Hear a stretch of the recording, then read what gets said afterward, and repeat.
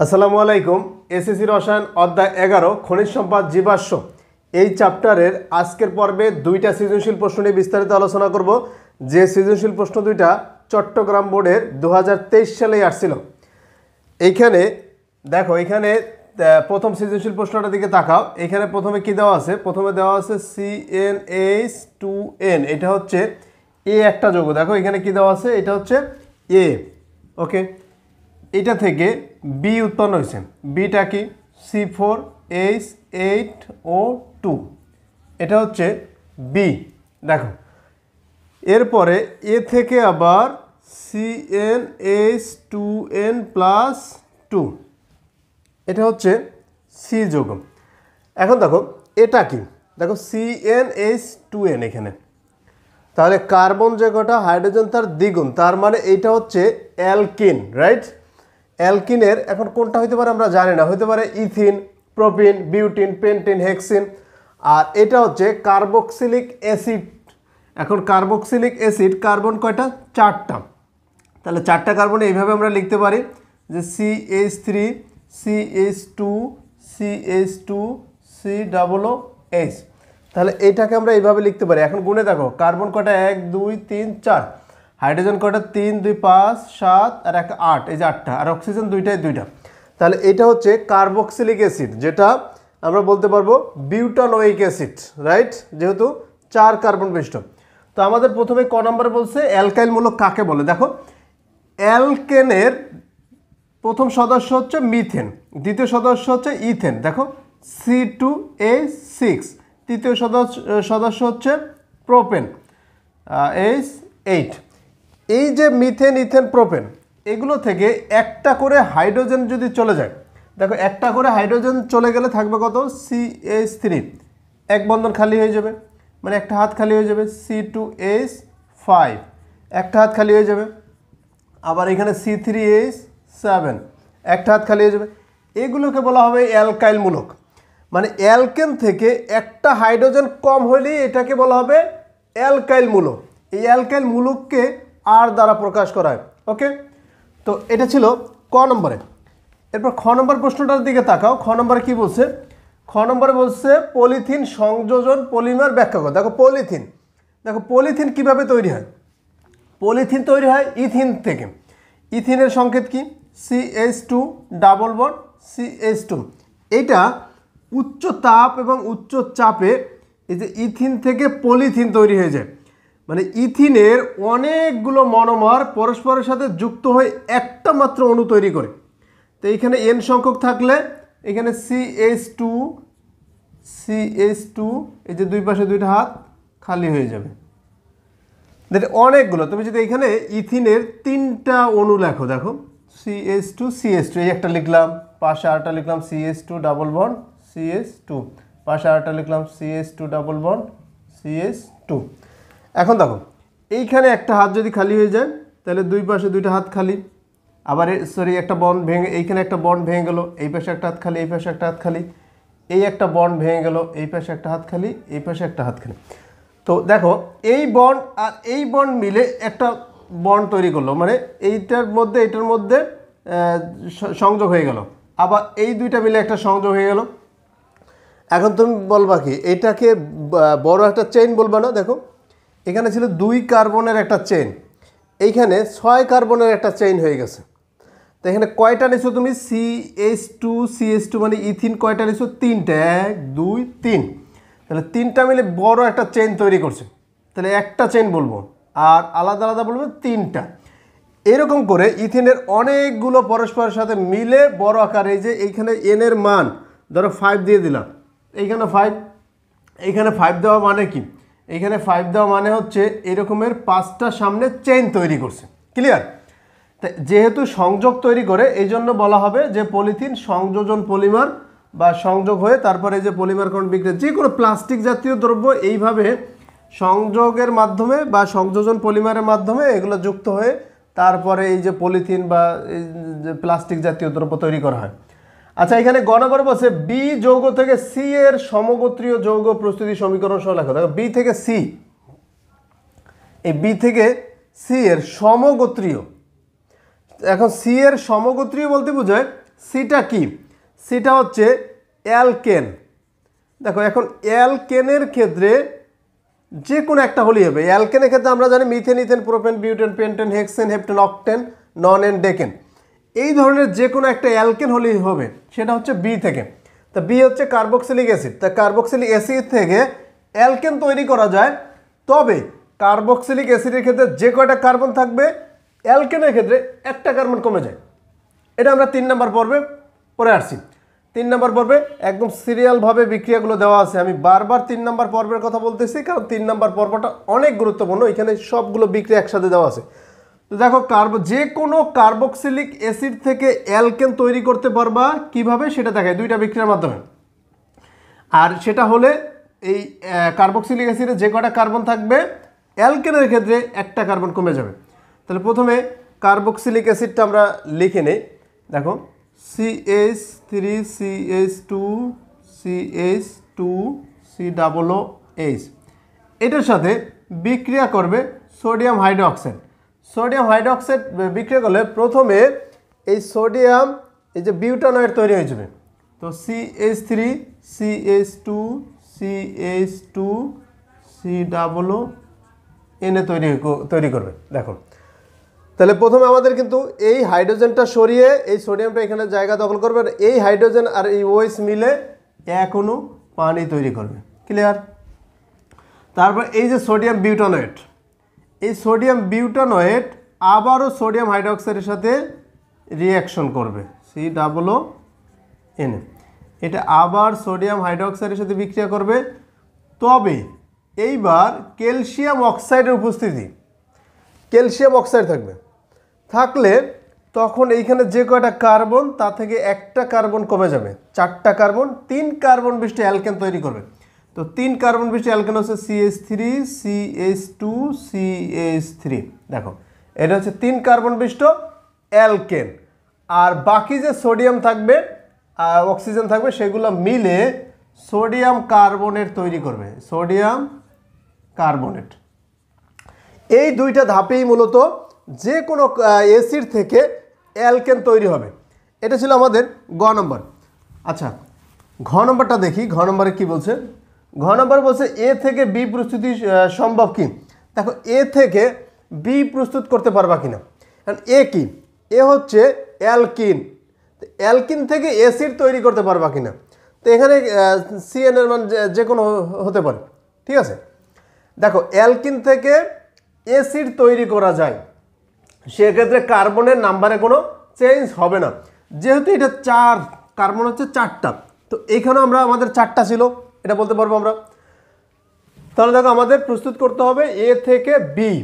ওকে, তা এ থেকে বি, তাহলে এটা কি হবে? ইথিন। ইথিন কয় কার্বন বিশিষ্ট? 4 কার্বন বিশিষ্ট। কেন? কারণ এটা 4 কার্বন বিশিষ্ট। তাহলে 4 কার্বন বিশিষ্ট অ্যালকিন থেকে 4 কার্বন বিশিষ্ট অ্যাসিড তৈরি করা যায়। সেটা হচ্ছে এরকমের CH3 CH2 CH2 CH3। দেখো এটা হচ্ছে একটা অ্যালকেন। তো এইখানে আমরা যদি এখানে একটা হাইড্রোজেন কমাই দিই আর এইখানে একটা হাইড্রোজেন কমাই দিই, ডাবল বন্ড দিয়ে দিই, তাহলে এটা হয়ে যাবে অ্যালকিন। ক্লিয়ার? দেখো কার্বন কটা? 1 2 3 4, হাইড্রোজেন কটা? 3 2 5 আর 6 আর 1 7। সরি, এইখানে 2টা হবে। তাই এখানে কিন্তু হয়ে গেছে 8টা, মানে 4টা কার্বনের সাথে 8টা হাইড্রোজেন।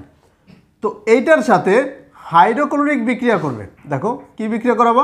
হাইড্রোক্লোরিক। দেখো এখানে অ্যালকিন হাইড্রোক্লোরিকের সাথে বিক্রিয়া করে মূলত অ্যালকাইল হ্যালাইড তৈরি করবে। তো এইখানে হাইড্রোজেন পারঅক্সাইডের উপস্থিতিতে, তো এই একটা বন্ড ভেঙে গিয়ে এইখানে একটা হাত খালি হয়ে যাবে, এইখানে একটা হাত খালি হয়ে যাবে। তো এইখানের বন্ডের সাথে মিলবে হাইড্রোজেন আর এটার সাথে মিলবে ক্লোরিন।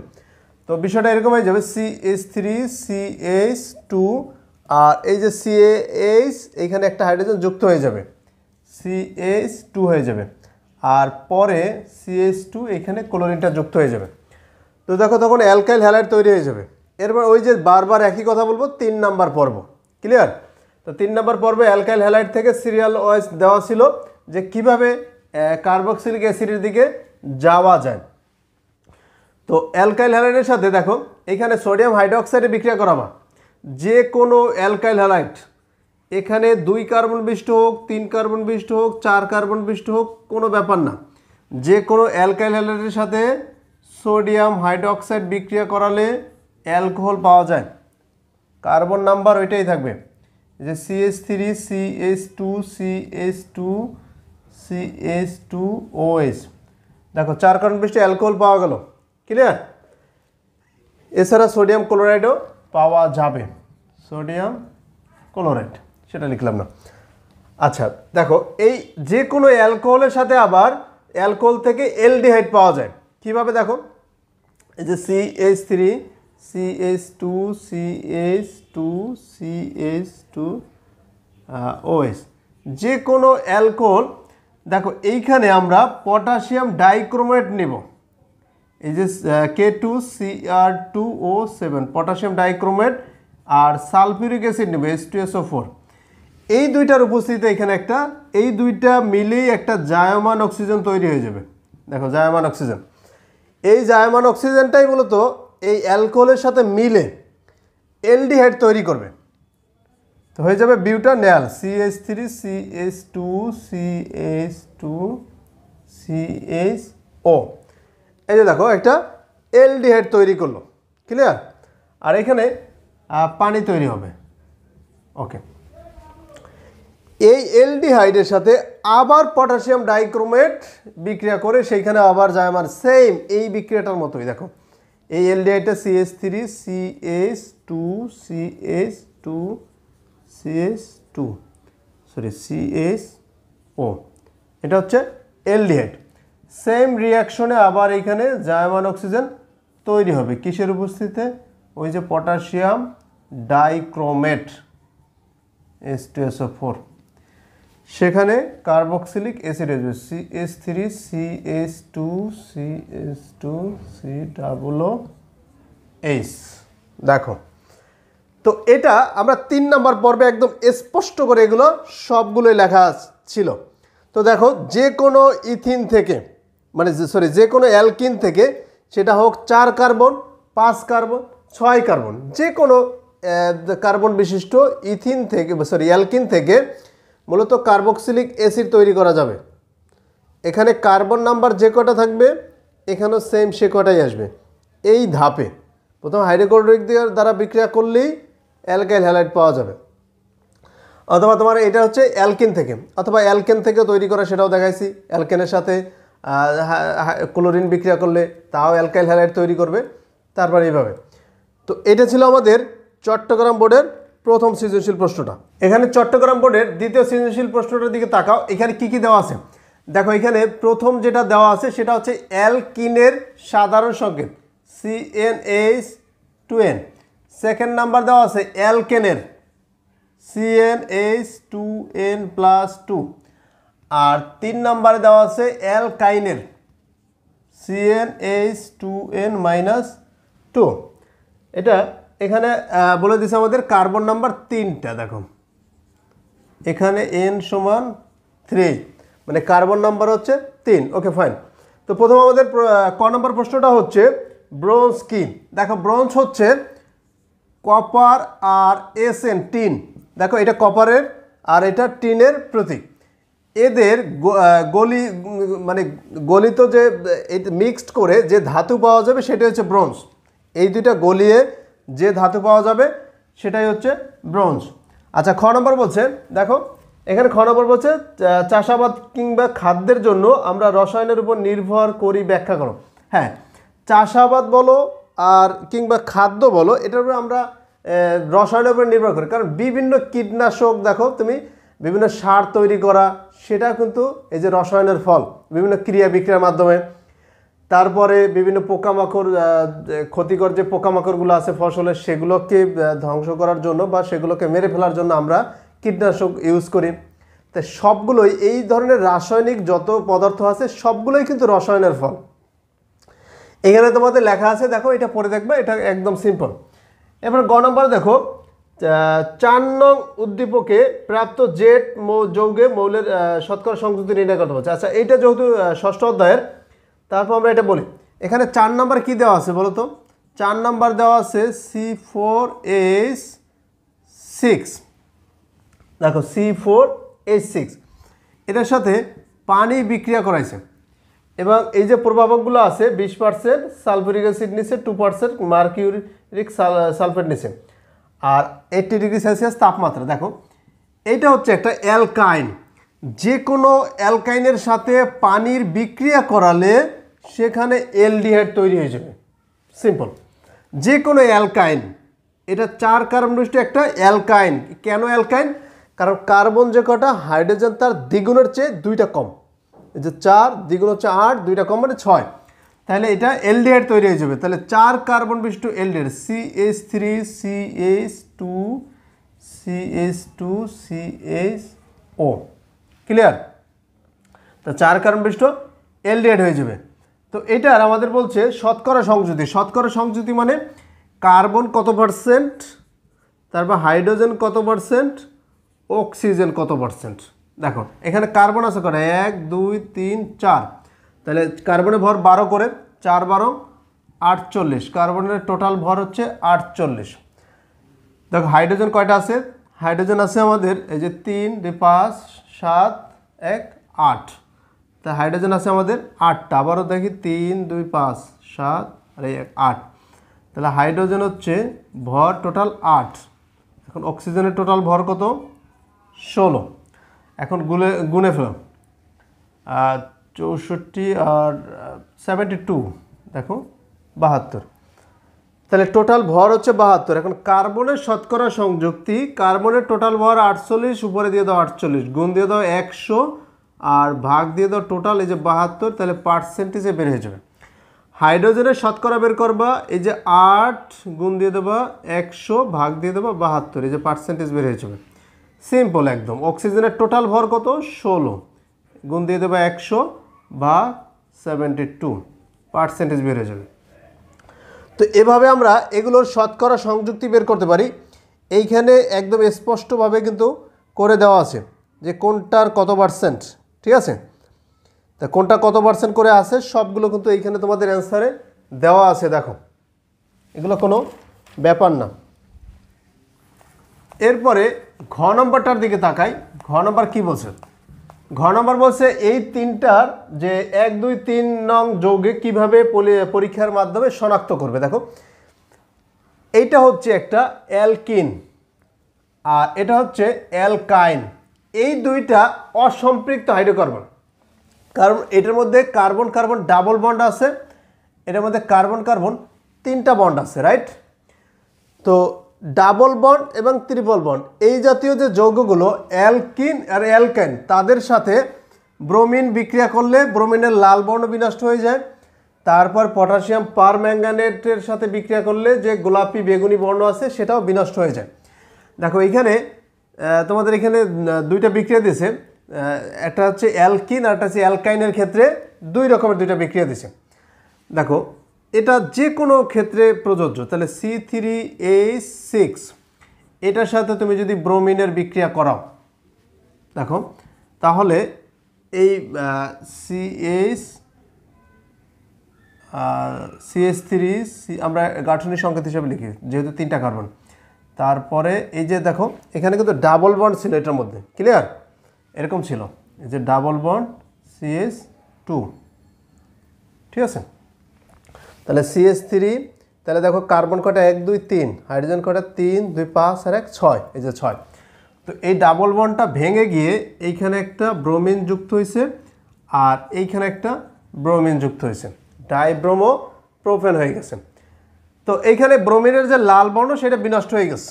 এটা শুধু ব্রোমিনের সাথে না, এইটাকে তুমি যদি বিক্রিয়া করো পটাশিয়াম পারম্যাঙ্গানেটের উপস্থিতিতে পানির সাথে, তো পটাশিয়াম পারম্যাঙ্গানেট থেকে একটা জায়মান অক্সিজেন তৈরি হবে। দেখো পটাশিয়াম MnO4, এই পটাশিয়াম পারম্যাঙ্গানেট এটা থেকে একটা জায়মান অক্সিজেন তৈরি হবে, যার ফলে এইখানে যেহেতু প্রোপেন, তাহলে প্রোপিলিন গ্লাইকল তৈরি হয়ে যাবে। গ্লাইকল এই অক্সিজেনটা পানির সাথে মিশে 2টা ওয়েজ তৈরি করবে, কারণ এই অক্সিজেনটা এই পানির সাথে মিশলে হাইড্রোজেনের 2টা অক্সিজেনের 2টা, তাহলে সেক্ষেত্রে ওএইচের 2টা মূলক বলতে পারবো। এই জন্য এটা মূলত ছিল এইভাবে CH3CH ডাবল বন্ড CH2 এইভাবে ছিল, রাইট? তো এই বন্ডটা ভেঙে গিয়ে এখানে একটা হাত খালি, এটা এখানে একটা হাত খালি, তখন OH আর এইখানেও OH, তাহলে ইথিলিন গ্লাইকল তৈরি হয়ে যাবে। ক্লিয়ার? তো এইভাবে কিন্তু এটা শুধু অ্যালকিনের জন্য তা নয়, এটা কিন্তু অ্যালকাইনের জন্য একই কথা প্রযোজ্য। অ্যালকাইনের ক্ষেত্রে যদি সেমভাবে তুমি দাও, অ্যালকাইন হচ্ছে আমাদের 3 নাম্বারটা। দেখো এখানে অ্যালকাইনের যে কার্বন যদি আমরা 3টা নিই, হাইড্রোজেন কয়টা হবে? হাইড্রোজেন হবে দ্বিগুণের সাথে 2টা কম, তাই 3 দুগুণে 6, 2টা কম হলে 4। ক্লিয়ার? তো এটার সাথে, তো এটাকে আমরা যদি ভেঙে লিখি, দেখো CH3C, এখানে 3টা বন্ড CH, দেখো তাহলে কার্বন কয়টা? 1 2 3, হাইড্রোজেন কয়টা? 4টা। এটা হচ্ছে প্রোপাইন। তা প্রোপাইনের সাথে ব্রোমিন যদি বিক্রিয়া করাও, তো ব্রোমিন বিক্রিয়া করাইলে এখানে CH3 এক বন্ড, এই যে কার্বন, তো এইখানে 2টা বন্ড ভেঙে যাবে, 2টা বন্ড ভেঙে গেলে এইখানে 2টা খালি হয়ে যাবে হাত, আর এইখানে 2টা, তখন এই যে 4টা হাতের সাথে 4টা ব্রোমিন যুক্ত হয়ে যাবে, Br Br। তো তখন এইখানে আমরা সমতার জন্য 2 দিতে পারি, তখন এই ব্রোমিনের লাল বর্ণ এখানেও বিনষ্ট হয়ে যাবে। তার মানে অ্যালকিন আর অ্যালকাইন এই দুইটার বেলায় তুমি ব্রোমিনের সাথে বিক্রিয়া করো, তাহলে লাল বর্ণ বিনষ্ট হয়ে যাবে। আর পটাশিয়াম পার ম্যাঙ্গানেটের উপস্থিতিতে তুমি পানির সাথে বিক্রিয়া করো, সেখানে পটাশিয়াম পার ম্যাঙ্গানেটের যে গোলাপি বেগুনি বর্ণ আছে সেটাও বিনষ্ট হয়ে যাবে। তবে অ্যালকেনের সাথে বিক্রিয়া করালে কোনো ধরনের বিক্রিয়া পার্টিসিপেট করবে না বা রং বিনষ্ট হবে না। এখানে স্পষ্ট দেখো অ্যান্সারে লেখা আছে। ক্লিয়ার? এটা ছিল আজকে আমাদের চট্টগ্রাম বোর্ডের দ্বিতীয় সৃজনশীল প্রশ্নটা। এই ছিল আজকে 2টা সৃজনশীল প্রশ্ন নিয়ে বিস্তারিত আলোচনা। আমরা আগামী পর্বে আরও 2টা সৃজনশীল প্রশ্ন নিয়ে বিস্তারিত আলোচনা করব। সে পর্যন্ত ভালো থেকো। আল্লাহ হাফেজ।